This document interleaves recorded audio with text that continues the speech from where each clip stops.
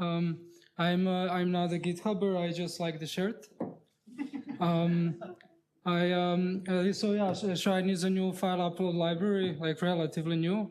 I've been working on it for about a year and a half, and I've worked on it because of like frustrations from our other solutions. How many of you have at some point needed to handle file uploads in your Rails, in your app? Yeah, like most of you. So yeah, like what bothered me is that it's a really common requirement in apps, and I just was struggling with the existing solutions. So this talk isn't meant to be a guide on how to use Shrine. I would like to kind of, I would rather like to tell you like best practices of handling file uploads in Ruby, and which can be ported to other languages as well, and also like to show via Shrine. And yeah, I think it's useful because almost all of us need to handle file uploads at some point, and it's really not easy to do it right. Even if you have a library that handles it for you, it's still good to know kind of what happens under the hood. And my goal is also to show some of the advanced features of Shrine, which are not, which the other libraries don't have. So yeah, as I said, like there are many popular solutions, and when I was working on a pet project, I realized that I have like the most common image upload functionality, and I had the idea of the user experience that had to be there, and all of the server-side code that would support it, but I was struggling with all of the existing solutions, almost if they weren't made for what I had in mind, which was like literally the first thing that I wanted. I would like to give credits to Raphael, which is like the newest, it was made after Carrier Wave by the creator of Carrier Wave to kind of reduce the complexity. And I was a Raphael maintainer for some time, and there's so many great ideas there, but the only problem was that I found it a bit like too limiting, that it only supports on-the-fly processing, so dynamic processing, which is suitable for images, but it's not really suitable for things like video uploads. So it was a bit lame for me that if I want to do video uploads, then I have to use a different file upload library. So I created Shrine, borrowing many of the ideas from that. So I would like to explain a bit so I would like to guide you through building a common file upload flow, and on each step we will enhance the user experience and the performance, and I will explain like what benefits does each of the addition bring. Well, we start just from the basic file input. So when we have a form and the user selects a file, when they click submit, the client, like the browser, will just send the request to the app, and in the body of the request, it will include the whole file content. This is what it's called, a file upload. And on the server side, like most of us are using Rack-based web frameworks, it will be presented. The Rack will detect the file on the server side and will present it as a hash. But you're probably most used to seeing this in Rails as wrapped in an uploaded file object, which just wraps that hash that I showed before. Okay, so once the user uploads the file, we want to save it to some permanent storage, because it's now only saved to some temporary storage. In Shrine, so we just it's most convenient to just store it in the public folder. So this is what we can just configure Shrine to store in the public folder, and we'll load the plugin for the SQL RM. Of course, but if you're using Active Record, then you can use that as well. You should use SQL. And then we create an image uploader, like for the type, an uploader for the types of file that we're going to upload. And this concept is very similar to Carrier Wave. And finally, we can attach we can create an attachment on a model, which will a virtual attribute which will accept files, and it works in a way that if you give that virtual attribute a file, in this case image, then it will store, it will upload that file, and then it will store the data of that uploaded file. So all of the information to which storage it was stored, to which location, and the metadata that was extracted. So that differs from most of other file upload libraries, which require a separate column for each metadata, which is really a pain in the ass. And this is not much simpler because you have a single column which holds all of the information. And this, having a single column for having multiple columns for each metadata doesn't even work, because if you have multiple versions, what is image width? Is it of which version is that the width? So it doesn't work, that idea. Okay, so this is the same as we would get from most file upload libraries.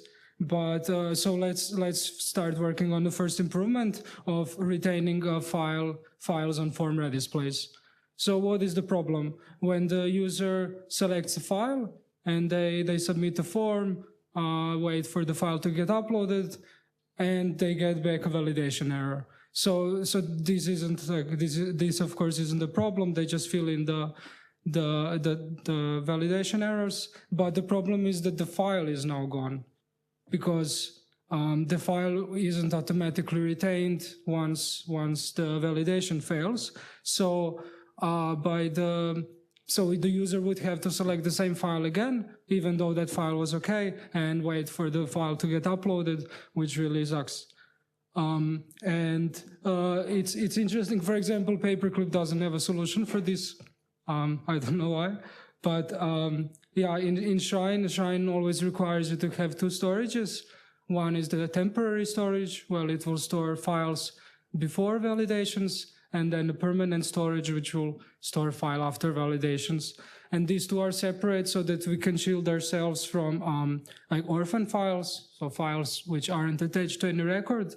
So if someone uploads a file and doesn't, the validations fail, they change their mind, that file will not be attached to anything. And we want to prevent like orphan files because we want to store only files that we're actually using. And this way, if we separate these two storages, we can just clear the temporary storage periodically.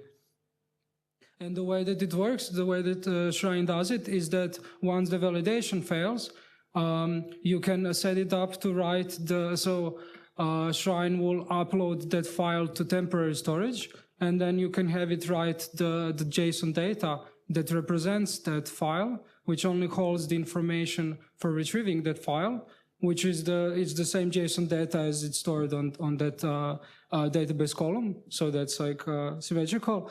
And now when you submit the form, only this JSON data, which points to the file, will get submitted. So the submission is instant. And then the user doesn't have to re-upload the file that they already have uploaded. Well, that's one of the basic things that we don't require users to do a slow thing multiple times. The second improvement that we can do is direct uploads. So the problem is that when users select a file and they click submit, they have to wait like they don't know what period of time. It depends on the size of the file, it depends on their internet connection, and that also is lame because the user doesn't know, what should they go for a coffee or, Shrine comes with a plugin for the direct uploads. And just to explain, Shrine is built entirely out of plugins. So every feature that you want to use, which is non-essential, you just load the plugin for that.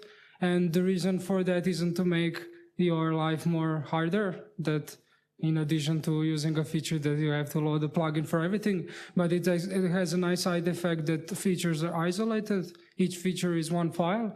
And when you're not using a feature, you don't have to load the code for it, which means that Shrine is very lightweight, which is very opposite of all of the other file upload libraries, which include active support, which I really hate. I would like to choose if I want to include active support, because I'm not using Rails.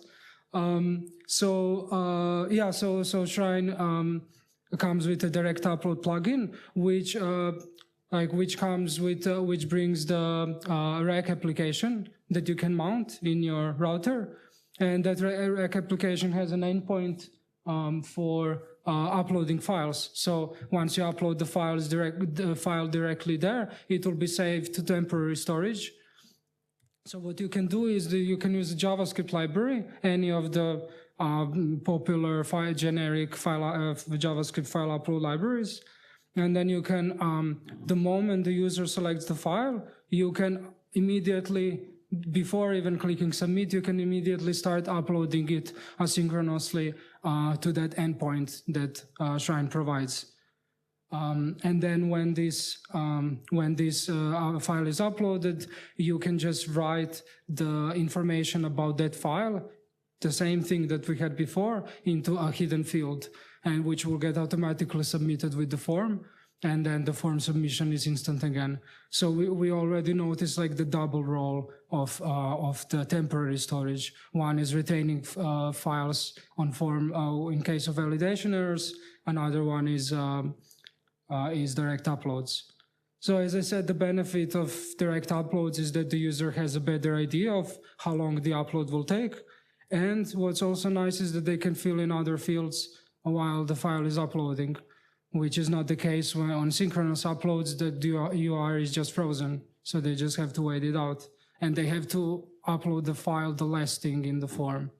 And this way, the moment the user selects the file, you can immediately start uploading it, and that's really nice for the user.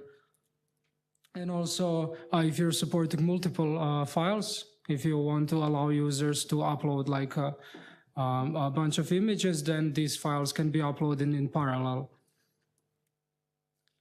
Next improvement that we can do is to switch to an external storage. So before we were using like just storing the files on the file system, but there are many downsides of accepting file uploads through our app and storing it on the file system. First is that just receiving file uploads uses server resources, like more than normal requests. Whenever, like once the file is uploaded, whenever you want to serve it, like whenever you want to display images on the website, each image is an additional request to your application, which puts your app under a bit more load. And but I mean, there are solutions for this by using by configuring Nginx to serve the files directly so that it doesn't hit your app. But it's still, it's still best that there are less requests on the server. And also for me, the most important downside of file system is that it doesn't work when you have multiple servers by default, because each server has their own disk. So, and then since each requests randomly, the server is randomly selected unless you use sticky sessions, it will likely not choose the server which actually has the file that you're requesting. I mean, there are ways to share the file system between servers, but I mean, it's just something, an additional thing that needs to be maintained. Also, if you're using Heroku, Heroku doesn't support storing files on the disk. It will let you upload the file, but as soon as you do a deploy, it will erase anything that you've uploaded, which is not which is not the thing that's checked in your version control. And also another thing is that Heroku has a 30-second request timeout, which like on the documentation it says, and this is what I remember from before, that if a file upload takes longer than 30 seconds, you just cannot upload it because the Heroku will time out. And it says also, it mentions that in the documentation, though like lately when I tried, it let me upload file for like minute and something. So, but on the documentation of Heroku, it says that if you're uploading files, that it just won't work. So Shrine, like the most popular external storage is like that people use is Amazon S3, and Shrine Shrine has a storage for that built in, like most of the file upload libraries. But it has difference to CarrierWave. It doesn't load the whole file into memory. CarrierWave just loads the whole file into memory when it's uploading. So that means that if you can really handle large files, because I mean, for example, Heroku has only 500 megabytes, like default Heroku Dyno. So if you're uploading files larger than 500 megabytes, like if you're accepting, which is really common for videos, you just cannot use CarrierWave unless you hack it. So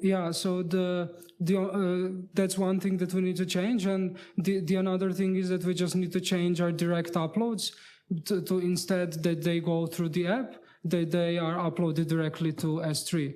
So Amazon S3 supports direct uploads, and this it just requires the server to generate some kind of signature, which is called the pre-sign. And Shrine supports that, and like Refile.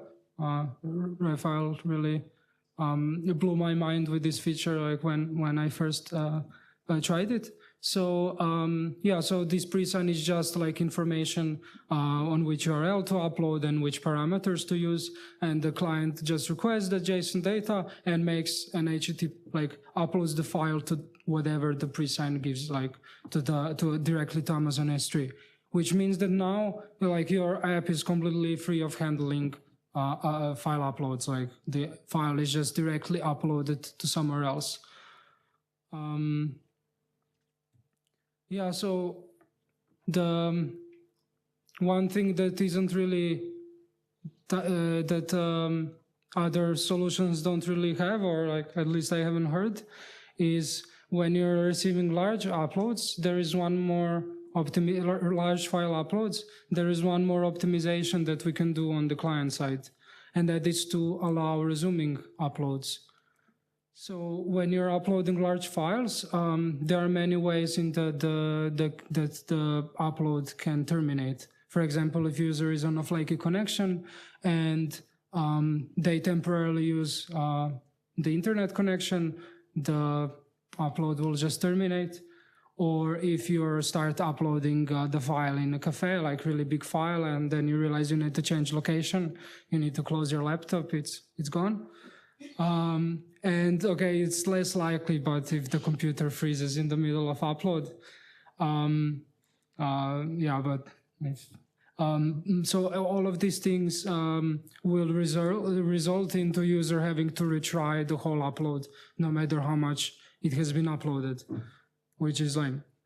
And it's an advanced feature, so it's not lame. Most of people don't support resumable uploads, but if you want to be modern and have great user experience, it's actually really easy to add to your app.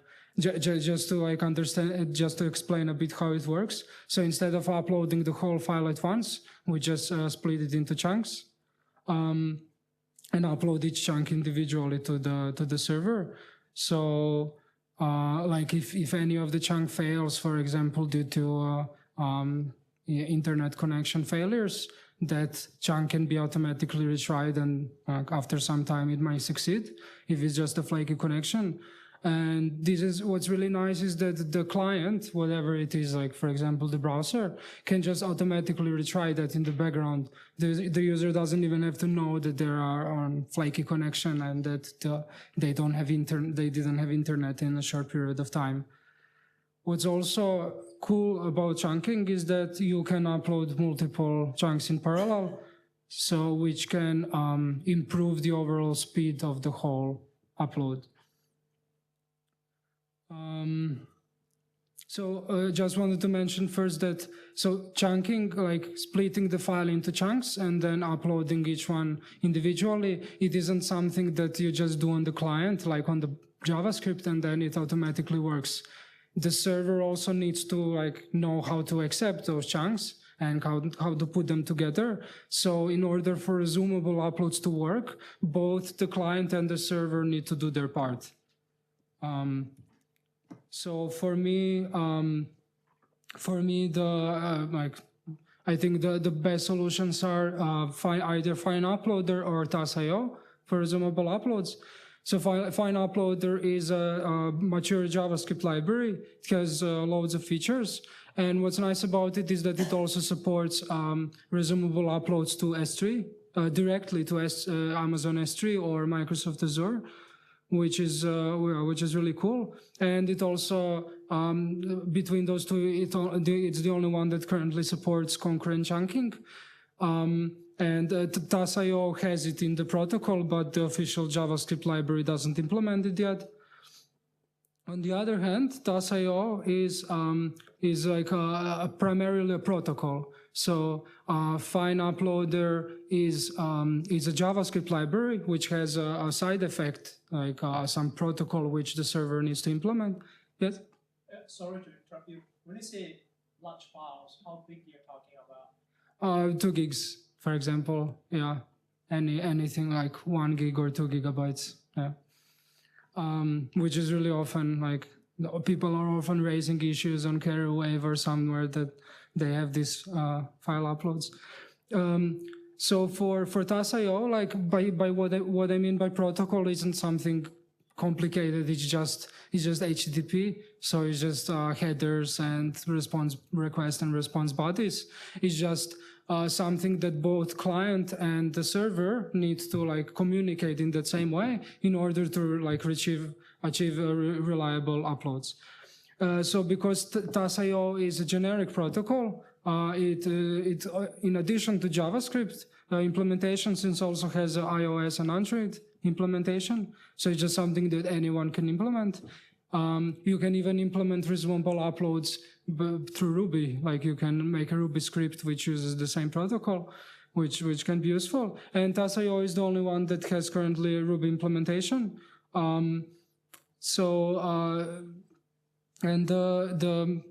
Like which one of these to use is really dependent on your situation. For me personally, if I control both the client side and the server side, I would probably go with FineUploader. But if I'm just like, if I'm making a JSON API and I want to also expose some things like a resumable upload protocol, I would definitely go for TAS.io.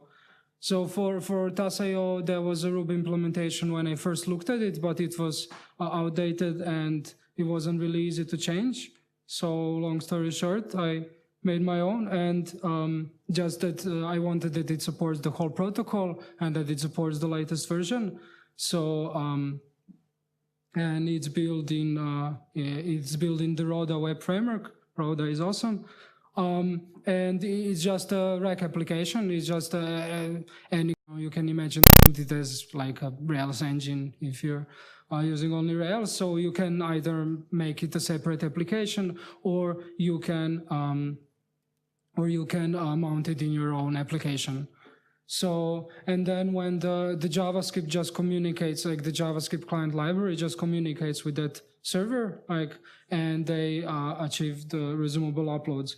And in Shrine, you just can integrate that in a way that the JavaScript library, when it uploads the file to the server will return the URL where this 2 gigabyte file was uploaded to.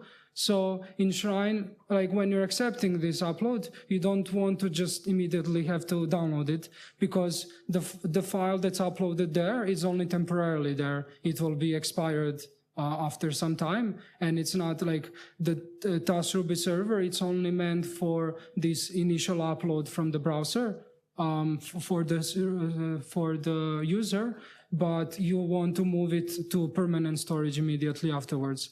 And Shrine has a solution for this by kind of making a URL act like it was temporarily stored. It doesn't matter that you understand how it works, but like what I wanted to show with this is that this is a solved problem. So you can add resumable uploads. If you're using Shrine, you can add it today, while If you go to paperclip, you will just see a closed issue. Of resumable uploads, yeah, no, we won't edit.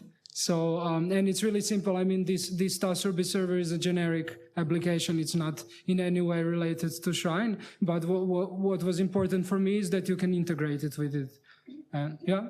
The cache you're talking about, do we have to pay extra every time you want more? No, it's just cache is just a Shrine terminology for temporary storage, which And when you sign up with AWS, do you have to pay extra because you want to put in more files? Well, it depends on where you store. So the Ruby server, the one above, is the one that stores the files. Yeah, no, So but you subscribe to AWS, do you have to pay extra cache? yeah, I mean, yeah, but it's not it's the same for the regular storage, but it's something that you can choose, like you can, and it's something that you can erase immediately.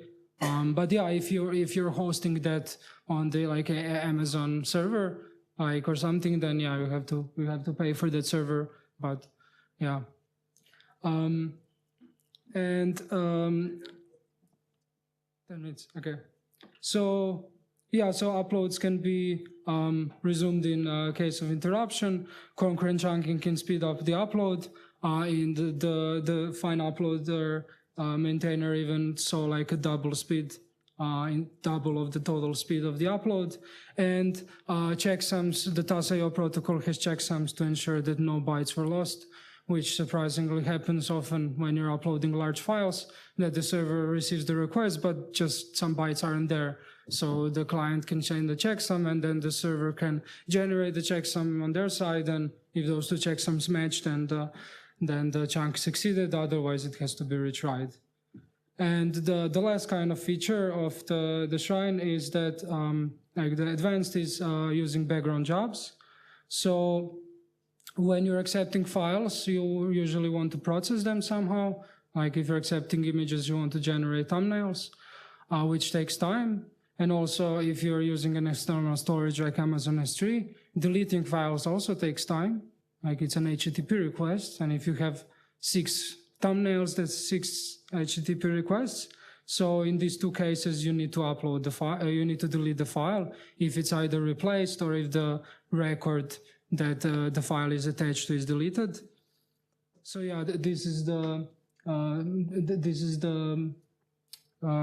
basic gist, like the basic problem, which I didn't find solved well in other libraries, because yeah, the other libraries have, like I tried CaroWave and Caro Backgrounder, and it's not compatible with direct S3 uploads, direct uploads to S3, which in my mind is an additive feature, direct.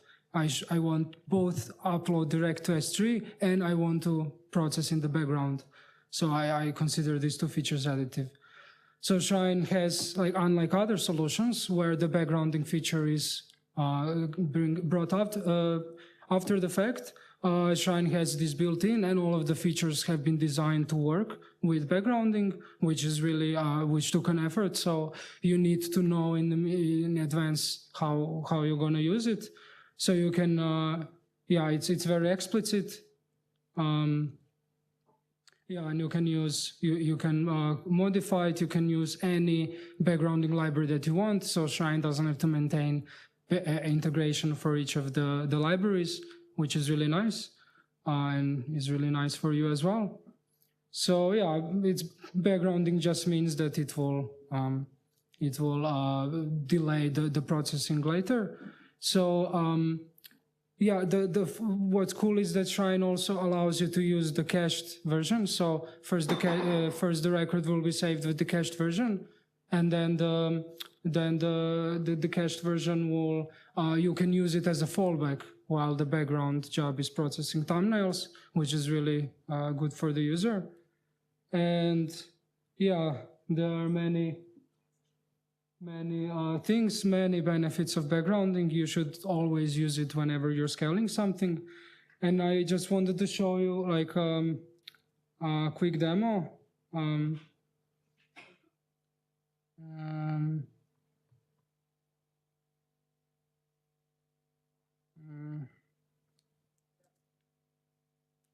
Yeah. Okay.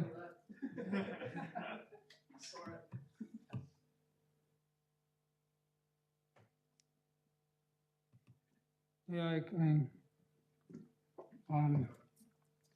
Where's the browser? here. Oh. Yeah. Maybe I can put it on full screen and. Oh, okay. To the Yeah, left. so- There you go. Okay. Just look up there. Yeah. So, I will just make it really short.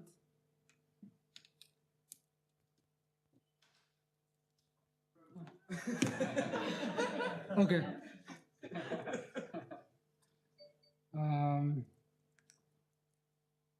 Okay. So yeah, I can choose files.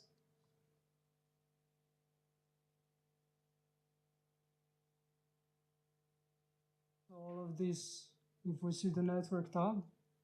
Um,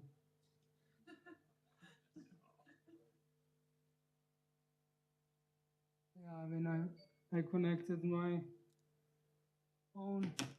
So if I refresh, oh,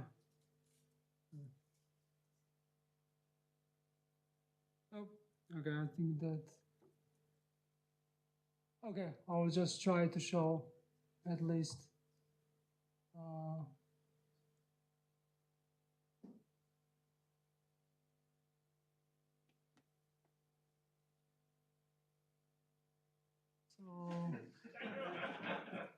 Just Wi-Fi.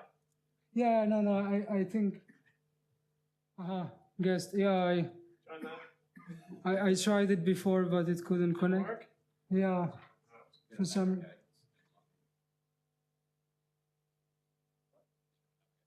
I'm just gonna visit a web page and then it'll like ask. Hotel. It's strange because I use a hotspot always, and for some reason it doesn't work now.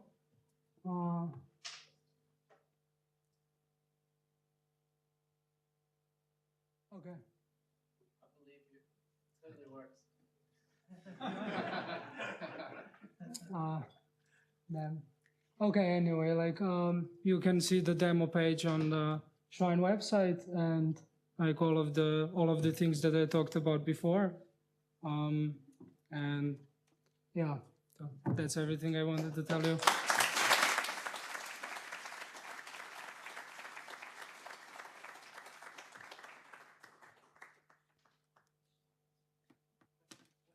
Yes. On the flight processing, yeah, good question. So, yeah, Shrine doesn't have it built in, but there is absolutely no reason why not to use, for example, Dragonfly has great on the flight processing. You can use it with Shrine. There is no reason for Shrine to implement its own. So these two libraries can be additive if you want an open source version, but if you want a closed source version of on-the-fly processing, then you can just use Cloudinary. There is a storage for that as well. Yes? Will it work with frameworks like Angular on the front end? Shrine is a Ruby library, so anything like, anything that's HTTP based will just work, and it uses JSON like format to communicate. So anything you can just, if you're using any client, can communicate with like Shrine attachments if you just set it up like normally in your app. Does it also have like the ability for OCR? I tried to do a bit of an internet search to see if it has like optical character recognition processing. So you can use an external service for that, like which you probably already know, and Shrine is flexible enough that you can just plug in anything there. So while Caravan and other solutions have like it's a bit limited, here you can just like processing code is just the custom code that you write, so you can communicate with an external service to do OCR or anything that you need.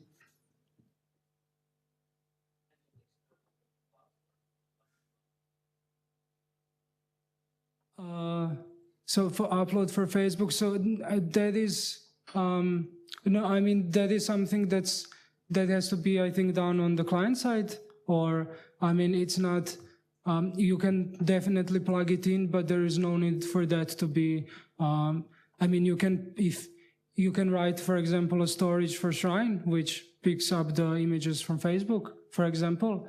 But yeah, it's not something that I've tried yet, but yeah, you should be able to definitely like integrate any generic solution that grabs images from Facebook. How does the chunking work for like a really slow internet connections, like uploading several 5 megabyte chunks in a row? Like it's going to take quite a while for all of those to finish if they're uploaded concurrently. So like if your connection drops after half an hour, but you haven't completed any of those 5 megabyte upload chunks, it has to do them all again. Like, Yeah. does it dynamic? Is there a way to dynamically manage that based on internet speed? Yes, I mean on the client side, I mean you can. I think that from JavaScript you can detect anything like how long does the chunk take, and then I mean this is something that should be implemented in the JavaScript libraries. But yeah, it's definitely something that should be scaled. That it can be dynamically detected what strategy is best to use. Yeah. Okay.